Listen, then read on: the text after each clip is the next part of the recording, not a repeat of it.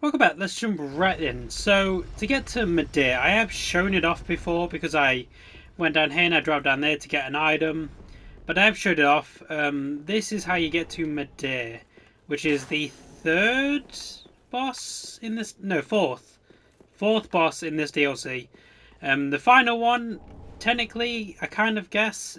See, you can do Gale before or after you do Midir, but you will do Gale. And you will do Midir at some point. And you will also do the Demon Princess before anyone else. And I guess you could technically come here before Filianor as well. Not Filianor, but Hand of the Church. So I guess you can fight this dude as your second boss. Even though I don't know why you would want to fight this thing as your second boss. And not like the third or fourth boss. Second is insane. Oh crap.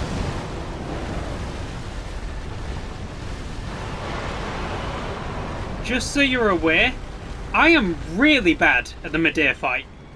Like, Midir has a lot of moves. They do a lot of damage. Run towards the tail. Ah, crap, I got hit. He does a lot of damage. Avoid the tail swipe. And he has a lot of moves that position him away from you. Like, he has a lot of freaking spacing moves that just help him get away. So it's hard to, like, chase him down. Plus, of course, he's a dragon fight. You're going to have to go for the legs and the tail and the face when he drops it down enough. The back legs do take far less damage, so it's far more prevalent to go for the face and the front legs. The face is, of course, the best place to go, but that's the most dangerous. It's where he's focusing his attacks, as you can see. You can also get stun off on him. You can get like a counter, so you can do like a big riposte if you get his if you do enough damage to his face. Ah, crap.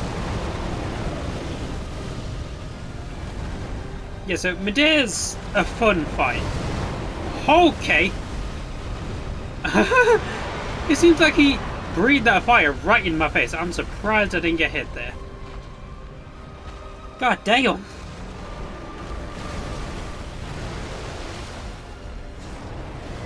That's fire, that's fire, that's fire. Ah, crap. So, I've talked about this before on a different one of my videos. I believe it was on the Persona video or the Diablo video. I should talk about it here since it concerns Dark Souls. Currently, I am unsure whether to get freaking Final Fantasy 16 now. Well, I say now. The soonest I could get it would be Sunday. I'm unsure whether to get it on Sunday or to wait and move on to Sekiro, and then just wait to move on to Final Fantasy 16 at a later date. I do want to play it whilst there's loads of like hype and momentum for it, whilst loads of people like interested in it. Okay. But at the same time, this is still very much just not really a hobby. It is more like a job, considering I do it every day. But it's currently unpaid, so I'm still trying to I'm trying to get better with my finances essentially. So I need to space out what I buy, and I am such a bad impulse buyer. I got to be honest. I am terrible with money, which is why I do want to get better with it. Which is why I'm hesitant to just, buy stuff. Granted, it would be for the channel, which is good, because I want to help this grow. But I don't know. It's a means of getting it, just financially, as well as... Well, it could benefit this the channel in that it could help the channel grow. But considering there's no guarantee of such a thing, considering I'm not going to be switching over to Final Fantasy content just primarily, whatever people watch it will likely just watch it and then move on. Which is fine, it's what I do a lot of the time. But I feel like more people that are going to watch this, just people who care about Let's Plays and playbacks, well, playthroughs in general, as well as Souls people. People who like watching other people play Souls, because that's what I'm doing. I play a lot of Souls. I played this, Dark Souls 1, Dark Souls 2, Bloodborne, Elden Ring. I probably am going to do another Elden Ring one. Not anytime soon, but I will eventually do another one. Just because I want to get back into Elden. How the hell is his health barely gone down? I hate you, Midir. You have too much health. Like, Midir is often counted as one of the best dragon bosses in the game. Well, in the series, specifically. In all of FromSoft's lineup, if you will. And, do you know what? I'll give it to you. Before Elden Ring, it was the best. Granted, Elden Ring definitely took that spot. The Lich Dragon and the Dragon Lord outdo Midir. But they were right. Before Elden Ring, he was the best. Besides from his health is way too inflated. Just overly inflated. That I know I'm doing bad damage. My weapons do not do good damage. This is well known at this point. But it still feels like he has just so much. It just does not go down. It's kind of infuriating. Granted, I get it. But it's still just annoying. I do like his fight, though. Granted, it involves a lot of not being able to see what he's doing. And just kind of looking into attacks. Well, not looking into. You can very much time his attacks. You can learn them. You can predict them. Stuff like that. You can very much learn them. A lot of people have done hitless runs, so it's not impossible. In fact, it's more than possible considering how many people have done hitless runs. But my point is, he takes a lot of time to learn. Along with that, with the small damage you do, you're essentially stuck not playing perfect, but playing really good for a very extended period of time. It's a lot of time where you have to remain concentrated. Oh, he is beautiful, though. There's no denying that he is a beautiful dragon boy. Oh, crap. Honestly, I think Lich Dragon is my favourite dragon in the whole series. Just because I love his fight, I love the fact that you have to go through Fëanor's quest, well, Fia's quest. I love the prospect of just a Lich Dragon in general. So naturally I'm going to love that one. Crap. What are you doing? What are you doing? I was wondering what that roar was. Ah, crap, you see? I just avoided this! Well, I didn't avoid, I just got hit by it, I guess. The hell? Oh, crap. Yeah, that's hard to avoid. I don't think I have any embers, do I? No, I have one. And... oh, God. And using it here would be a bad idea. There we go. Okay, that was my fault. I misjudged the explosion and I ran right into it. Yep, okay, kill me off. Kill me off. That's fine. Oh, goddamn. That was painful. That was painful, but it's fine. It's fine. We can do this. I say we can do this.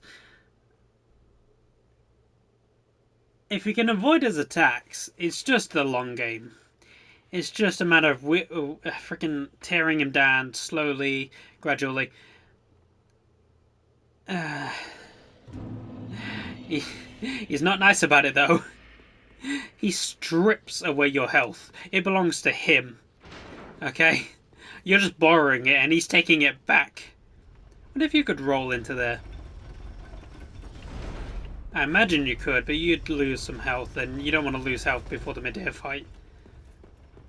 Which I also got to say, his arena is one of my favourites, which is weird because the Abyss in Dark Souls 1 is one of my least favourites because it's so blank and freaking boring and just, it's nothing. It's literally just darkness. Whereas Midir's is like a lake of freaking darkness. And it's like a cavern. Like a massive cavern with a lake of darkness. And you can see all the ways he could get out if he wanted to. But since he is a massive dragon, he very much could just fly out of here without any trouble.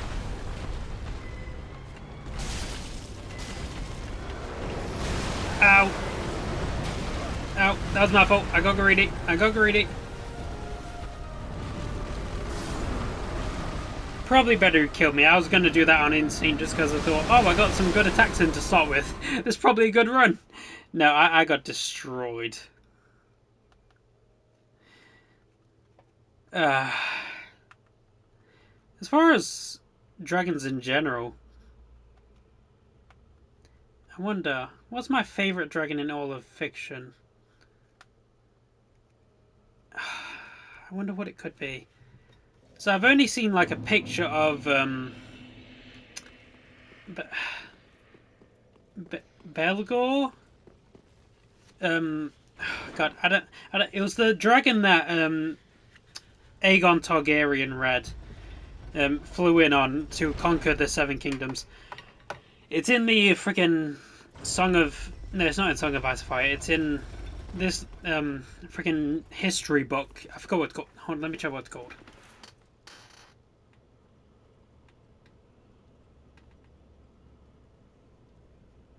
I don't know, it just says World of Ice and Fire. I have it on a shelf behind me.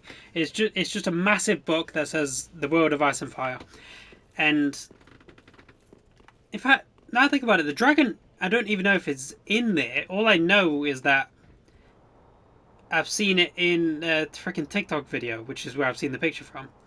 Anyway, it looks cool. Definitely not my favourite. I do like Toothless. Toothless from How to Train Your Dragon. He is cool, but he's not as vicious looking as I would like. He hasn't really got the oomph that most dragons have with like the spikes and the freaking bones and everything else. Plus, as much as I love Toothless, I need sharp teeth. Like, dragons are like apex predators in most fiction. And I need them to have sharp teeth to show that. They are top of the food chain because they eat everything below them in said food chain. Ah, come on, seriously? I can't pick Midir because I don't like his arrowhead. I like the fact that I now know he has eyes because I didn't know that before. But the eyes are too small. You need big eyes. Who could take it? I don't like the ones from Fairy Tail because they're either too generic or too off the wall. Like, don't get me wrong, I like off the wall dragons, but like, take Igneel. He's the typical representation of a dragon. Big red dragon, normal. Then you take something like friggin' Gargiel's Metallica. It's a giant steel dragon thing that just... It looks like a dragon, but it doesn't fit it properly for me. I don't know. It's both difficult to choose and also not difficult because you know the options you have, but you don't want to pick any of them because, like, well, surely there's more out there. I'm trying to think of anything that has dragons in particular. I guess Smaug would be my best bet. Smaug from the Hobbit movies. He's a cool looking dragon. A bit generic, sure, but he looks pretty decent. I really like the you probably got this from how I talked about Toothless. I like it. I did not know you followed it. I forgot about that attack. I like a dragon that's vicious looking. That they have like bone spikes coming out of the back. They look like if they went into another world, they would destroy it. They are top of the food chain. They are the apex. They are the best for a reason. I'll think about it. I guess Monster Hunter has some pretty good dragons. They have Rathalos and Rathalon? Rathalos and the other one. They're pretty cool. Granted, I'm not sure if I can't count them as dragons, actually. I don't know if they have 4 limbs. I think they only have 2 limbs and then wings. So I don't know if I can count them as dragons.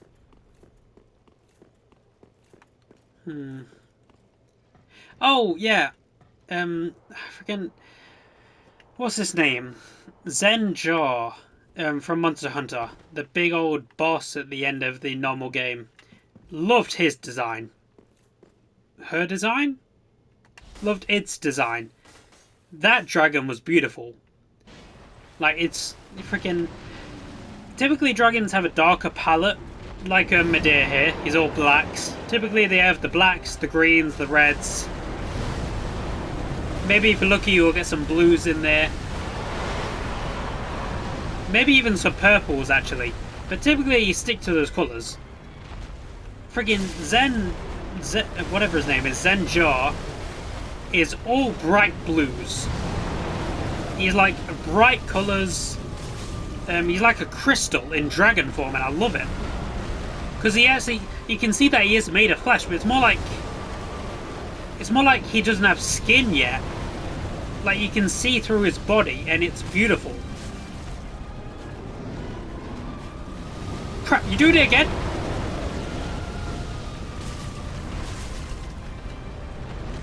He's gonna get pissed. Yep. I honestly can't think of enough dragons for this. I can't think of many more. I need to look up some dragons, I think. What the hell are you? Oh crap, I'm gonna get rolled into that, yeah.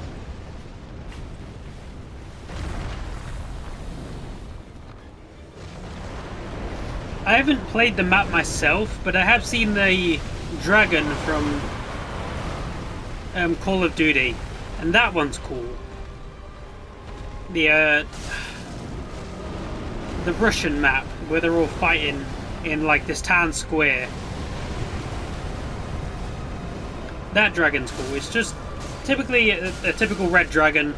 Still pretty cool iteration of it. Like, despite me saying that I don't particularly care for just normal looking dragons because they're just generic. They're generic for a reason, because they do look cool. I just prefer something that's more edgy, more darker, something that looks deadlier. God damn it. Just stay down. Stay down. Come on, Midir. Let me hit you in the eye. Please. Is it good for how little damage I'm doing? It is, isn't it? You goddamn... Ah. Crap, crap. Where's his face? Where's his face? I can definitely see how big of a damage difference that is compared to the other parts of his body. Crap, I thought he was going to lift up to breathe fire. Yeah, I knew he was preparing to do something.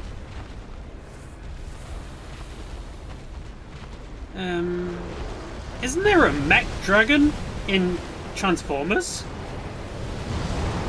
I know there's a mech T-Rex. I think there is like a triple-headed dragon. Yeah, there is. Freaking like the Arthur dude fights it, I'm pretty sure.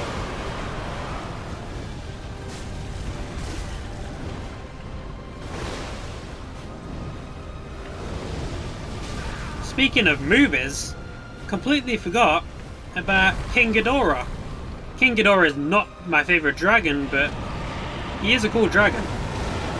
Oh.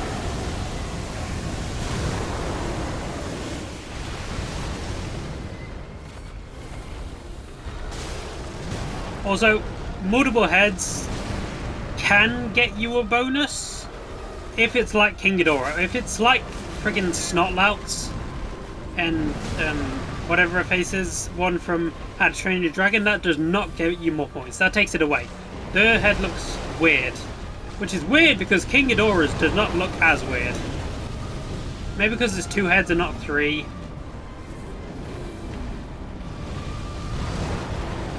Crap, crap, crap.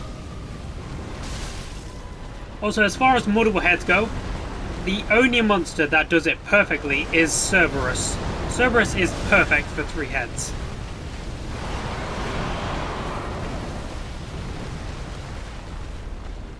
Come on.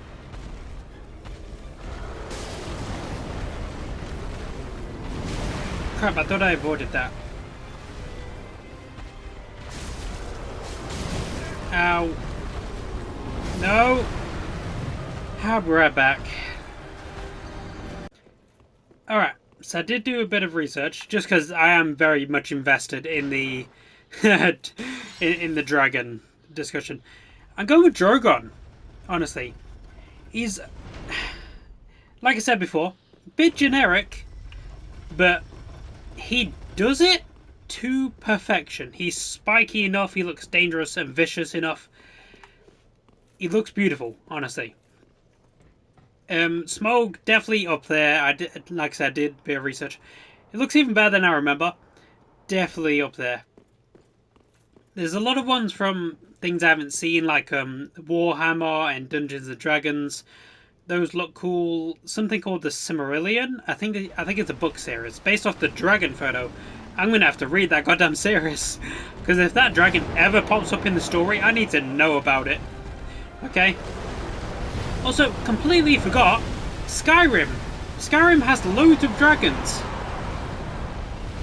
Alduin definitely has to be put pretty high on that list, because he's like a black dragon, he's full of spikes and scales, looks almost metallic, even though he's definitely not. Or he's like, his whole body is just full of bone, and the skin's like stretched over it, so it looks like the freaking bone's always trying to stab you through his skin.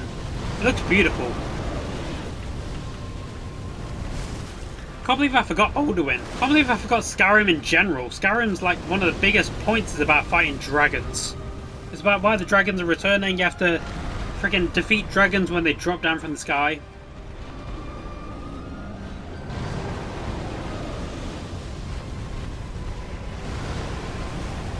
Yeah, man, avoid you. Why am I attacking you? I need to attack the face. Oh no. No, no. I don't know where the face is, but I think I'm close. Yeah. Roll through that.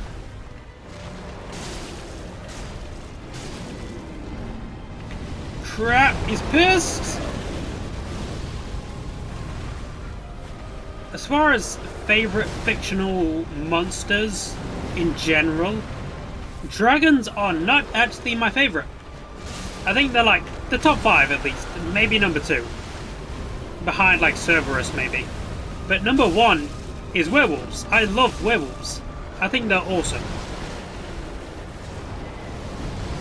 Which is weird because werewolves are so easy to be done wrong. It is so easy to do werewolf wrong. I think one of the best examples of werewolves being done right is probably the Underworld series. Now bear in mind I haven't seen like the past, I don't know, 2, 3 of them. I don't know if they even still do it. I don't think they're doing them anymore. But I never saw the latest 2 or 3. There was one specifically where it was like massive for werewolves. They had like normal werewolves and then they had this one dude who was like gigantic. And I love that. I absolutely adore the werewolves in there because they got it right. Werewolves are not just bigger dogs or bigger wolves. They are human-wolf hybrids. They take the best from both. They have the speed and the agility of wolves. They have the claws and the frickin' fangs and the jaw strength.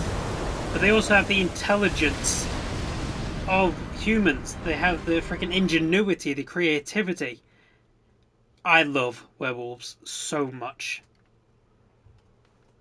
Which makes me pissed at frickin' Twilight. Apparently, I heard from someone, I don't know if it's true because I never finished the series, the werewolves in that series are basically just shapeshifters and the actual werewolves died out because they were hunted to extinction. If that's true, that's awesome. Because I hate the werewolves in Twilight. They are big dogs. They aren't werewolves, they are bigger dogs. Okay? Granted, I know I shouldn't be using Twilight as an example. Just look at what they did to vampires. They treated vampires rough. Also, another great example of werewolves done right, the Van Helsing movie from like the early 2000s, I think. When Van Helsing gets like scratched by a werewolf, and then in the final fight he turns into a werewolf and has to fight Dracula. The werewolves in that are amazing. They're amazing. I will say, I know vampires and werewolves are often lumped together.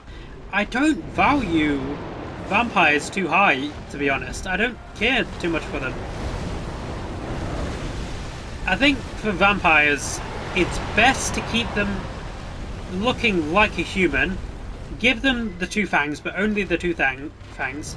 I like what Supernatural did, where it made like a row of teeth come down. They have like a full another set of teeth that was just used for sucking blood. But I do prefer just the two fangs. Yeah, so don't make them like have to transform. Like in Skyrim, they have to transform into this like eldritch looking thing. And their freaking skin goes all pale. They look like just a human bat werewolf thing. They look like a werebat, which is not good. Keep them human looking.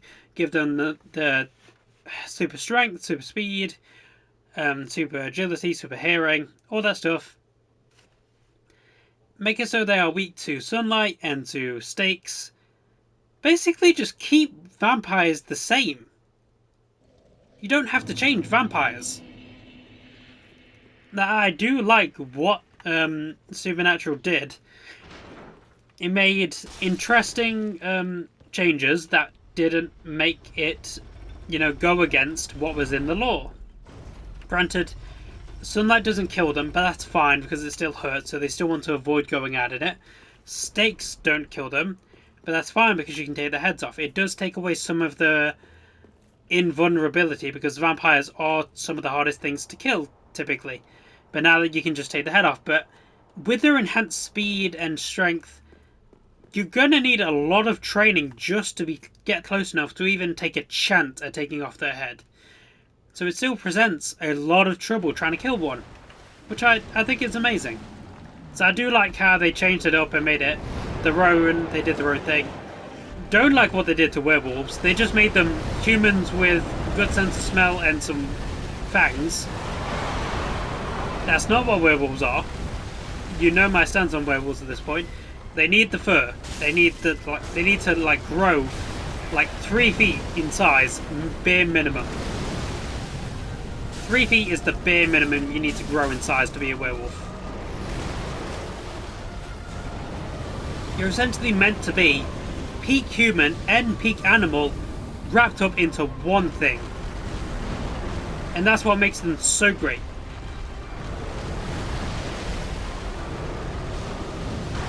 God, do I want to write something with werewolves in it?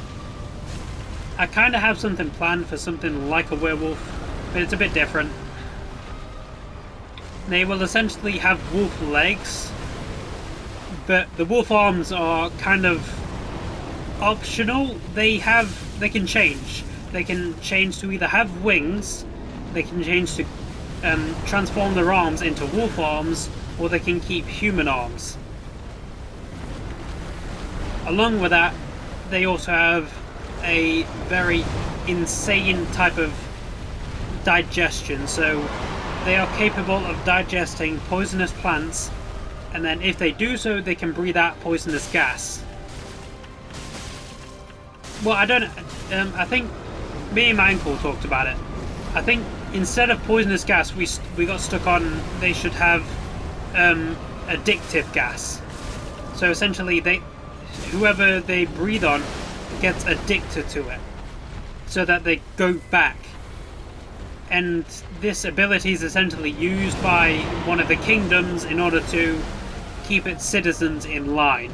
They get them addicted to this gas and then make it so the citizens can't have it unless they do as told. They're essentially not mind controlled, but drugged and oppressed and kept under wraps.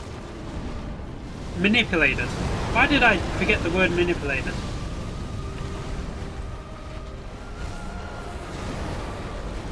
Yeah, they're manipulated with being forced into obsessing, getting an addiction to this gas. So that's fun. It's not typical werewolves, which is somewhat disappointing, but I could include them later on as like a like the original family, and the ones that can transform are essentially just offshoots, a different freaking race of werewolves.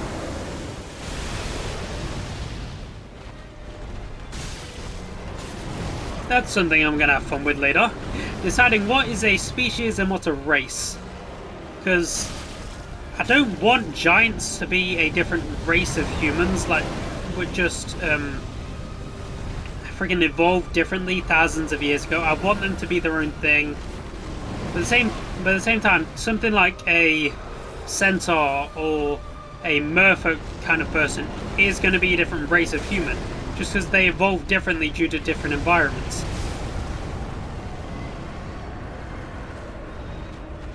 I'm sorry, what? Sorry about that. I'm going to end things there for now. I felt like Midir earned his own episode, because Midir is hard to beat. I will leave things there for now. If you enjoyed, like, subscribe, comment, all the good stuff. I'll see you all later, and goodbye.